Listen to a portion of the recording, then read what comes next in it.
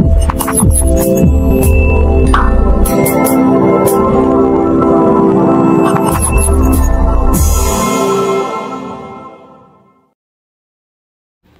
Friends, welcome to K drama కథలు. అందరు ఎలా ఉన్నారండి?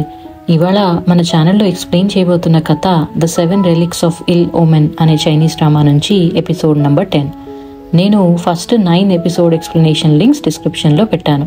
అది ముందు చూసి ఈ వీడియోని చూడండి, అప్పుడు మీకు స్టోరీ బాగా అర్థమవుతుంది.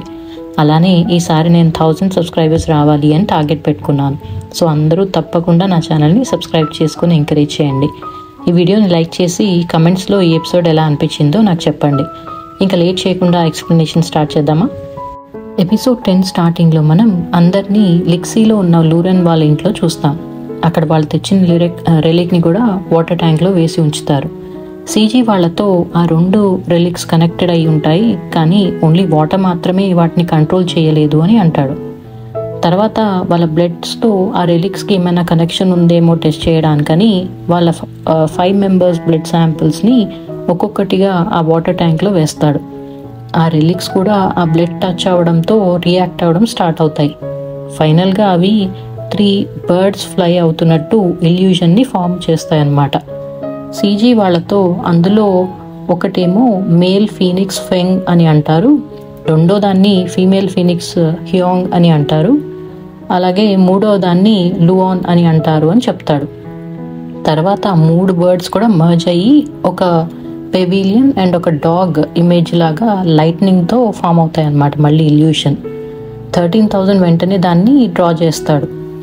సీజీ లూరెన్తో మీ 5 మెంబర్స్లో ఉన్న బ్లడ్ని రెలిక్ రెసిస్ట్ చేస్తుంది కాబట్టి పింకీలో కూడా మీ బ్లడ్ శాంపిల్ ఉంటే ఆమెలో ఉన్న రెలిక్ బయటికి వచ్చేస్తుంది అని అంటాడు. దాంతో లూరెన్ తనలో ఉన్న బ్లడ్ని పింకీలోకి ట్రాన్స్ఫ్యూజన్ చేద్దామని డిసైడ్ అవుతాడు. నెక్స్ట్ సీన్లో పింకీని బెడ్ కట్టేసి ఆమెలో బ్లడ్ ఇంజెక్ట్ చేస్తారు. అప్పుడు అనుకున్నట్టే ఆ రెలిక్ ఆమె బాడీలోంచి బయటికి వచ్చేస్తుంది. వెంటనే ముదాయి దాన్ని పట్టుకుని వాటర్లో ట్రాప్ చేసేస్తుంది. ఆ రోజు నైట్ ముదాయికి వాళ్ళ మదర్ ఆమెను వదిలేసి వెళ్ళిపోయినట్టు ఒక నైట్ మేర్ వస్తుంది. ఆమె లెగసి లూరెన్ అన్న దాని గురించి ఆలోచిస్తూ ల్యాప్టాప్లో స్ప్లిట్ పర్సనాలిటీ గురించి డీటెయిల్స్ చెక్ చేస్తుంది. ఇంకోవైపు హోంగ్షా వాళ్ళ గ్రాండ్ ఫాదర్ ఇంటికి ఒక లోన్ షార్క్ అంటే అప్పు ఇచ్చిన గూండా ఉంటాడు కదా, అతను వస్తాడు. హోంగ్షా ఫాదర్ చేసిన అప్పు అన్నీ ఆ గ్రాండ్ ఫాదర్ని తీర్చమని అంటాడు. గ్రాండ్ ఫాదర్ అతనితో 1 month టైం ఇవ్వమని, ఈలోపు ఆ మనీని రిటర్న్ చేస్తాను అని రిక్వెస్టింగ్గా అడుగుతాడు. నెక్స్ట్ సీన్లో సీజీ రెలిక్స్ గురించి ఇంకా ఇన్ఫర్మేషన్ తెలుసుకోవడానికని వేరే ప్లేస్కి వెళ్ళడానికి రెడీ అవుతాడు. వెళ్లే ముందు వాళ్ళతో ఎవరు ఒంటరిగా కూడా ఆ రెలిక్స్ని హ్యాండిల్ చేయొద్దు అని వార్న్ చేసి వెళ్ళిపోతాడు. తర్వాత లూరెన్ వాళ్ళతో నేను ఒక కొత్త రెస్టారెంట్ని స్టార్ట్ చేయాలి అనుకుంటున్నాను అని చెప్తాడు. చబ్బి అది విని నేను కూడా ఆ క్లామ్ నుంచి వచ్చిన పర్ల్స్ని అమ్మి ఇన్వెస్ట్ చేస్తాను అని హ్యాపీగా అంటాడనమాట. లూరెన్ ఏం రెస్పాండ్ చేయడు, కానీ ఆ చబ్బి వెళ్ళిపోయాక 13,000తో చబ్బిది చాలా మంచి థాట్ అని మెచ్చుకుంటాడు. నెక్స్ట్ సీన్లో లూరెన్ ముదాయికి ఒక గిఫ్ట్ కొని సారీ చెప్దామనుకుని ఒక గిఫ్ట్ షాప్లోకి వెళ్తాడు. అక్కడ ఉన్న షాప్ ఓనర్ లియా ఆమెని పరిచయం చేసుకుని ఏం కావాలి అని అడుగుతుంది. లూరెన్ ఆ షాప్లో ఒక బొమ్మను చూస్తాడు, కానీ మళ్ళీ అది వద్దు అని వేరేవి చూస్తూ ఉంటాడనమాట. లియా అప్పుడు షాప్లో మంచి ఎక్స్పెన్సివ్ ఐటమ్ చూపిస్తుంది. అవి ఎంబ్రాయిడరీ చేసి ఉన్న 3 inch లోటస్ లాంటి షూస్ అన్నమాట. అవి చూసి లూరెన్ డైరెక్ట్గా ఆమెతో అవి ఏం బాగున్నాయి అని క్రిటిసైజ్ చేసి అక్కడి నుంచి వెళ్ళిపోతాడు. తర్వాత మన మెయిన్ 5 క్యారెక్టర్స్ని లంచ్ చేస్తూ చూస్తాం. అక్కడ ముదాయి వాళ్ళు కొత్తగా ఓపెన్ చేయబోతున్న రెస్టారెంట్కి ఫీనిక్స్ పెవిలియన్ అనే పేరుని సజెస్ట్ చేస్తుంది. అందరికీ ఆ పేరు బాగా నచ్చుతుంది. సో అదే న్యూ రెస్టారెంట్ నేమ్ అని డిసైడ్ అవుతారు. తర్వాత ముదాయి నేను హోంగ్షా వాళ్ళ గ్రాండ్ ఫాదర్ ఇచ్చిన ఇంకొక జాబ్కి ఒప్పుకున్నాను, మేము ఒక ట్రెజర్ హంట్కి వెళ్తున్నాము అని చెప్తుంది. ఇంకా ఎక్కువ డీటెయిల్స్ నాకు కూడా తెలియదు అని అంటుంది. లూరెన్ ఆమె గురించి వరి అవుతాడు. ఆమెతో మాత్రం ఆమె ఫోన్ నుంచి ఎవ్రీ అవర్ ఆమె లొకేషన్ తన ఫోన్కి షేర్ అయ్యేలా సెట్టింగ్స్ చేంజ్ చేయమని అడుగుతాడు.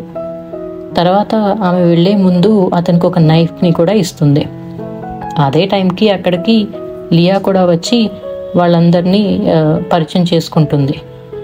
అందరూ ఆమె రావడంతో కొంచెం ఆక్వర్డ్గా ఫీల్ అవుతారు. ఆ రోజు నైట్ 13,000కి ఒక లైట్నింగ్ వచ్చినప్పుడు కొత్త విజన్ కనిపిస్తుంది. అంటే ఇంకొక రెలిక్ ఎక్కడో అపియర్ అయిందన్నమాట. ఆ విషయం తెలుసుకున్న లూరెన్ మూదాయికి కాల్ చేసి ఆమె ఫోన్ సెట్టింగ్లో ఎవ్రీ 30 minutesకి ఆమె లొకేషన్ లూరెన్ ఫోన్కి షేర్ అయ్యేలా సెట్ చేయమని అడుగుతాడు. తర్వాత మూదాయి వెళ్తున్న కారు ఒక ఏరియాలో ఎంటర్ అయినప్పుడు ఆమెకి ఒక విజన్ కనిపిస్తుంది.